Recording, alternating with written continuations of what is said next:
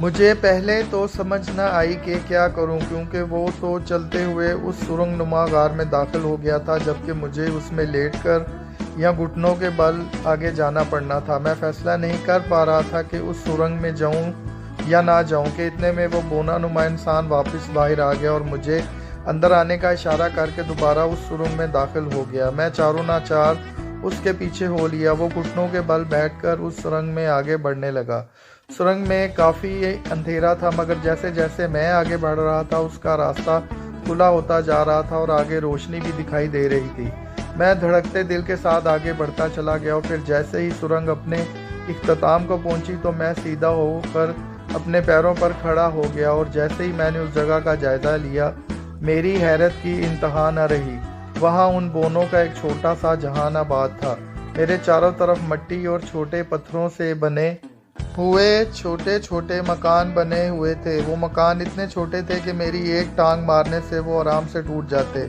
میں نے جب غور سے ان مکانوں کا جائزہ لیا تو ہر گھر کے بنے دروازے سے مجھے چھوٹے چھوٹے سے بونے اپنی طرف دیکھتے ہوئے نظر آئے۔ وہ سب اپنے دروازوں کی اوٹ سے چھپ کر مجھے گھورے جا رہے تھے اور میں حیرانگی سے کھڑا ان سب کا جائزہ لے رہا تھا، اور پھر ایک دم وہ سب بونے ہاتھوں میں چھوٹی چھوٹی سی تلواریں لیے میرے ارد گرد اکٹھے ہو گئے اور عجیب انداز میں شور کرنے لگے۔ ان سب نے لال رنگ کے چوگے پہن رکھے تھے۔ وہ بالکل انسانوں کی طرح دکھ رہے تھے، فرق بس اتنا تھا کہ ان کے ہاتھوں میں 3 انگلیاں تھیں اور 3 ہی پیروں میں تھیں، اور قد تقریباً 1.5 فٹ سے زیادہ نہیں تھے۔ ان کے ہاتھوں میں پکڑی تلواریں اور نیزے بالکل کسی بچے کے کھلونے کی مانند دکھ رہے تھے، اور وہ سب بونے مل کر اپنے نیزے اور تلواریں مجھے یوں دکھا رہے تھے جیسے میں ان کے مکانوں پر قبضہ کرنے آیا ہوں اور وہ سب مل کر مجھے مار ڈالیں گے۔ نہ چاہتے ہوئے بھی میری ہنسی نکلی جا رہی تھی، اور پھر اچانک وہ سب ایسے خاموش ہو گئے جیسے انہوں نے موت کے فرشتوں کو دیکھ لیا ہو۔ وہ سب ایک طرف دیکھتے ہوئے پیچھے ہٹنے لگے۔ میں نے بھی فوراً اس طرف دیکھا جہاں وہ دیکھ رہے تھے۔ میری آنکھوں نے ایک عجیب منظر دیکھا۔ چند بونوں نے مل کر ایک چھوٹا سا تخت اٹھا رکھا تھا، اور اس تخت کے اوپر ایک موٹا اور چھوٹے سے قد کا بونا براجمان نظر آیا۔ وہ بڑی شان سے اس تخت پر بیٹھا مجھے گھور رہا تھا، اور اس کے آگے پیچھے بونے محافظوں کا ایک ٹولہ چل رہا تھا، اور ان سب میں وہ بونا بھی نظر آ گیا جو مجھے یہاں تک لایا تھا۔ اور پھر انہوں نے وہ تخت مجھ سے چند قدم کے فاصلے پر لا کر رکھ دیا۔ تخت کے رکھتے ہی وہاں موجود تمام بونے احتراماً جھک کر کھڑے ہو گئے۔ تخت پر موجود بونا شاید ان سب کا کوئی سردار تھا۔ وہ اٹھ کر میرے سامنے آ کر کھڑا ہو گیا۔ اس نے کالے رنگ کا چوگا پہن رکھا تھا جو اسے دوسرے بونوں سے ممتاز کر رہا تھا، اور پھر اس نے مجھے مخاطب کرتے ہوئے باریک سی آواز میں پوچھا، اے اجنبی، کون ہو تم؟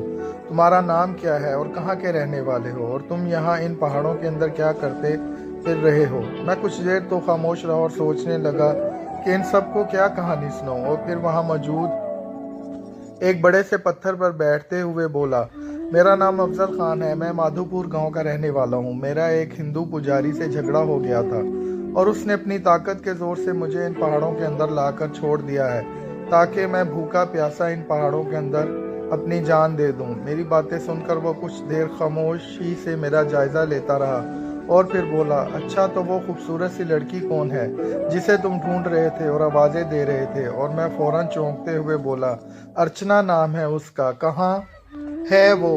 میں کب سے اسے تلاش کر رہا ہوں۔ اور اس نے فوراً میری بات کاٹتے ہوئے پوچھا۔ میں نے کہا، وہ لڑکی کون ہے؟ تمہارا اس کے ساتھ کیا رشتہ ہے، اور وہ یہاں تمہارے ساتھ کیسے آئی؟ اصل میں وہ بھی اس کمینے پجاری کی ڈسی ہوئی ہے میرے ساتھ، اسے بھی اس نے یہاں لا کر چھوڑ دیا تھا، اور اب ہم دونوں یہاں سے نکلنے کے لیے راستہ تلاش کر رہے تھے۔ ہم کافی تھک چکے تھے، اس لیے آرام کرتے کرتے سو گئے تھے، اور جب میری آنکھ کھلی تو وہ وہاں موجود نہیں تھی، اسی لیے میں اسے ڈھونڈ رہا تھا۔ اب تم مجھے بتاؤ کہ وہ کہاں ہے؟ یقیناً تم اس کے بارے میں ضرور جانتے ہوگے کہ وہ کہاں ہے۔ اور میرے اس سوال پر پہلے تو وہ مجھے دیکھتا رہا، اور پھر بولا، فکر نہ کرو، وہ محفوظ ہے اور یہاں ہمارے پاس ہی ہے۔ اور اس کی بات سن کر میں نے اطمینان کا سانس لیا اور کہنے لگا، چلو شکر ہے وہ ٹھیک تو ہے، میں اس کے بارے میں بہت فکر مند ہو رہا تھا۔ اچھا یہ تو بتاؤ کہ تم لوگ کون ہو اور یہ کون سی جگہ ہے؟ میرے اس سوال پر وہ شان بے نیازی سے چلتا ہوا واپس اپنے تخت پر جا بیٹھا، اور بولا میرا نام آشار ہے اور یہ سب میری قوم کے لوگ ہیں، ہم صدیوں سے یہاں آباد ہیں اور یہاں سے لے کر خونی پہاڑیوں کے شروع ہونے سے پہلے تک کا تمام تر علاقہ ہمارا ہے۔ میں یہاں کا اکلوتا مالک اور سردار ہوں۔ ہم نے انسانوں کے بارے میں سنا ضرور تھا لیکن کبھی انہیں دیکھا نہیں تھا۔ تم بالکل ہماری طرح ہی دکھتے ہو، بس فرق صرف اتنا ہے کہ تم ہم سب سے کافی لمبے ہو، اور یہ ہم جانتے تھے کہ انسانوں کے قد بڑے ہوتے ہیں اور ہاتھوں اور پیروں کی انگلیاں 5 ہوتی ہیں جبکہ ہمارے 3 ہیں، جیسا کہ تم دیکھ رہے ہو۔ اس نے ہاتھ اور پیر میری طرف کرتے ہوئے کہا تو میں نے بھی اس بات میں سر ہلا دیا اور پھر تھوڑی دیر بعد خاموش رہنے کے بعد بولا میں اگر چاہوں تو یہاں سے نکلنے میں تمہاری مدد کر سکتا ہوں۔ اور اس بات پر میں فوراً بولا کیا واقعی تم مجھے یہاں سے باہر نکلوا سکتے ہو؟ ہاں، میں یہاں سے باہر نکلنے میں تمہاری ضرور مدد کر سکتا ہوں، مگر اس کے لیے تمہیں بھی میری ایک شرط ماننی ہوگی۔ میں نے چونکتے ہوئے اس کی طرف دیکھا اور بولا کون سی شرط؟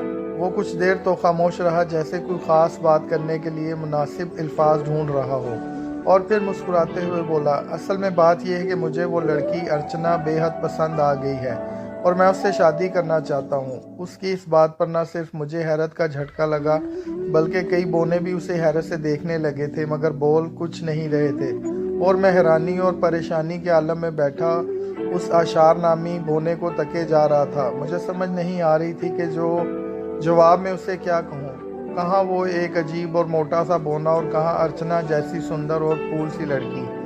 ایک تو کوئی جوڑ بنتا نظر نہیں آ رہا تھا اور دوسرے میں اگر مان بھی جاؤں تو وہ کبھی بھی اس بونے سے شادی کرنے کے لیے راضی نہ ہوگی۔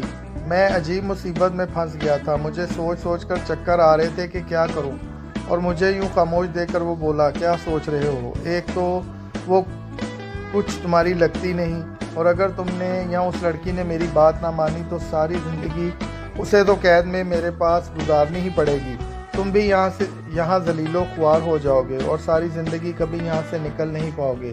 اب سوچ لو کیا کرنا ہے۔ میں تم دونوں کے ساتھ زبردستی نہیں کرنا چاہتا، لیکن اگر تم لوگوں نے میری بات نہ مانی تو انجام کے تم خود ذمہ دار ہوگے، بلکہ تمہیں اس لڑکی کو بھی مجھ سے شادی کرنے کے لیے راضی کرنا ہوگا۔ اب فیصلہ تمہارے ہاتھ میں ہے۔ واپس اپنی دنیا میں جانا چاہتے ہو یا یہاں بھوک اور پیاس سے مر کر اپنی جان گنوانا چاہتے ہو؟ اور میرا دل کہہ رہا تھا کہ اٹھ کر اس خبیث کو اتنی لاتیں ماروں کہ اس خبیث کی چٹنی بنا کے رکھ دوں۔ آخر کار میں نے ہتھیار ڈالتے ہوئے کہا ٹھیک ہے، میں کوشش کرتا ہوں کہ اسے تم سے شادی کرنے کے لیے راضی کر لوں۔ اور میری بات سنتے ہی وہ خوشی سے جھومتے ہوئے بولا یہ ہوئی نا بات، ٹھیک ہے تم اسے راضی کرو، میں تمہیں یہاں سے نکلنے کا راستہ بھی بتاؤں گا اور ہر طرح سے تمہاری مدد بھی کروں گا۔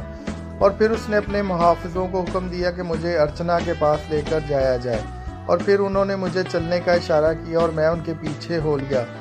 کافی دور چلنے کے بعد وہ مجھے لے کر ایک قدرتی غار کے پاس پہنچ گئے۔ غار کے دہانے پر لوہے کا ایک بڑا سا جنگلا نصب تھا۔ انہوں نے اس کا تالا کھولا اور مجھے اندر جانے کا اشارہ کیا۔ میں ڈرتے ڈرتے اس غار میں داخل ہو گیا۔ میرے پیچھے مجھے جنگلہ بند ہونے کی آواز آئی۔ میں چلتا ہوا آگے بڑھنے لگا اور جیسے ہی میں آگے جا کے دائیں مڑا مجھے سامنے ارچنا دیوار سے ٹیک لگائے اداس بیٹھی نظر آئی، اور جیسے ہی اسے میری موجودگی کا احساس ہوا وہ بھاگتی ہوئی آئی اور آ کر مجھ سے لپٹ گئی اور پھر مجھ سے علیحدہ ہوتے ہوئے بولی مجھے پورا وشواس تھا کہ تم مجھے ڈھونڈتے ہوئے یہاں تک ضرور آؤ گے۔ میں بتا نہیں سکتی میں کتنی خوش ہوں تمہیں اپنے سامنے دیکھ کر۔ وہ فرتے جذبات میں پتہ نہیں کیا کیا کہے جا رہی تھی، اور میں یہ سوچ رہا تھا کہ جب اسے یہ پتہ لگے گا کہ اسے یہاں قید کرنے والے نے مجھے یہاں سے نکالنے کے لیے کیا شرط رکھی ہے تو بیچاری کا کیا حال ہوگا۔ بیچاری جیتے جی مر جائے گی۔ مجھے اس طرح خاموش دیکھ کر وہ حیرانی سے بولی تم اتنے چپ چپ سے کیوں ہو؟ جانتے ہو میں جب سو کر اٹھی تو میں نے اپنے آپ کو اس کال کوٹھڑی میں پایا۔ میں بہت چیخی چلائی مگر کوئی بھی نہ آیا، پرنتو میرا من کہہ رہا تھا کہ تم ضرور آؤ گے، اور دیکھ لو تم آ گئے۔ پرنتو ایک بات تو بتاؤ تم یہاں تک آئے کیسے؟ تمہیں تو یہاں کے راستوں کا بھی کچھ نہیں پتا۔ اور پھر میں نے آرام سے اس کو پکڑ کر نیچے بٹھایا اور خود بھی اس کے سامنے بیٹھ گیا، اور پھر آہستہ آہستہ اس کو وہ سارے حالات و واقعات سنا ڈالے جو اس کے غائب ہو جانے کے بعد میرے ساتھ پیش آئے تھے، اور پھر آخر میں نے اشعار کی وہ شرط بھی بتا دی جو اس نے میری وہاں سے باہر نکلنے کے لیے رکھی تھی۔ مجھے ڈر تھا کہ ارچنا مجھ سے خوب لڑے گی، جھگڑے گی، برا بھلا کہے گی اور بولے گی کہ افضل خان تم کتنے خود غرض ہو، اپنی آزادی کے لیے تم میرا اور میری زندگی کا بلیدان دے رہے ہو۔ مگر ایسا کچھ بھی نہیں ہوا۔ اس نے کمال تحمل سے ساری باتیں سنی اور مسکراتے ہوئے میری طرف دیکھتے ہوئے بولی، تم میری چنتا مت کرو، مجھے کبھی نہ کبھی دیوی پورنیما یا انرکا دیوی یہاں سے آ کر لے جائیں گی، اور ویسے بھی تمہارا یہاں سے جانا ہی اچھا ہے۔ اگر تم کالی پہاڑیوں تک جانے میں سفل ہوگے تو دیوی جی خود تمہیں ڈھونڈ لیں گی، اور پتہ نہیں ہمیں یہاں اور کتنا سمے بیت جائے، پتہ نہیں انرکا دیوی پاتال سے کب واپس لوٹے۔ اور اس اشعار کی تم چنتا نہ کرو، میں بیاہ کے لیے اس سے کچھ سمے مانگ لوں گی، تب تک مجھے پوری امید ہے کہ دیوی جی مجھے یہاں سے ضرور لے جائیں گی اور یہ لوگ کچھ بھی نہ کر پائیں گے، پرنتو تمہیں ہر صورت کالی پہاڑیوں تک پہنچنا ہوگا۔ اب تم جاؤ اور اس کو کہہ دو کہ میں اس سے بیاہ کرنے کے لیے تیار ہوں، باقی میں خود سنبھال لوں گی۔ اور میں اس کی بات سن کر اٹھنے لگا تو اس نے جلدی سے میرا ہاتھ پکڑ لیا اور اداس لہجے میں بولی، افضل خان، پتہ نہیں ہم کبھی دوبارہ مل پائیں گے یا نہیں، مگر تم اپنا خیال رکھنا، تم ایک اچھے انسان ہو، کاش تم ہمارے دھرم کے ہوتے تو میں دیوی جی سے تمہیں اپنے لیے مانگ لیتی۔ اور یہ کہتے ہی اس کی آنکھیں بھیگ گئیں اور میں حیرانی سے اسے تکے جا رہا تھا۔ مجھے یہ کبھی احساس ہی نہ ہوا تھا کہ وہ مجھے من ہی من میں اتنا چاہتی ہے۔ نہ جانے کیوں ایک عجیب سی اداسی میرے پورے وجود پر چھا گئی تھی۔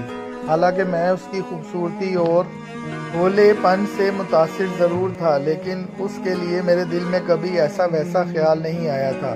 میں تو اپنی پریشانیوں اور مصیبتوں میں ایسا پھنسا تھا کہ پیار اور عشق وغیرہ کے بارے میں کبھی سوچ بھی نہ سکتا تھا۔ میں نے ہلکے سے اس کا ہاتھ دبایا اور اداس قدموں کے ساتھ چلتا ہوا باہر آ گیا۔ باہر آتے ہی محافظ مجھے آشار کے پاس لے کر پہنچ گئے۔ مجھے دیکھتے ہی وہ میرے پاس آ گیا اور سوالیہ نظروں سے دیکھنے لگا۔ میں کچھ دیر تو اسے خالی نظروں سے دیکھتا رہا اور پھر میں نے دل پر پتھر رکھ کر اسے بتا دیا کہ ارچنا اس سے شادی کے لیے راضی ہے۔ میرا اتنا کہنا تھا کہ وہ خوشی سے اچھلنے لگا اور اس کی دیکھا دیکھی وہاں موجود تمام بونے بالکل اسی کے انداز میں اچھلنے کودنے لگے۔ وہ خوشی سے چھلانگیں لگاتے اور شور مچاتے ایک دوسرے سے گلے مل رہے تھے اور آشار کو اونچی آواز میں مبارکباد دے رہے تھے۔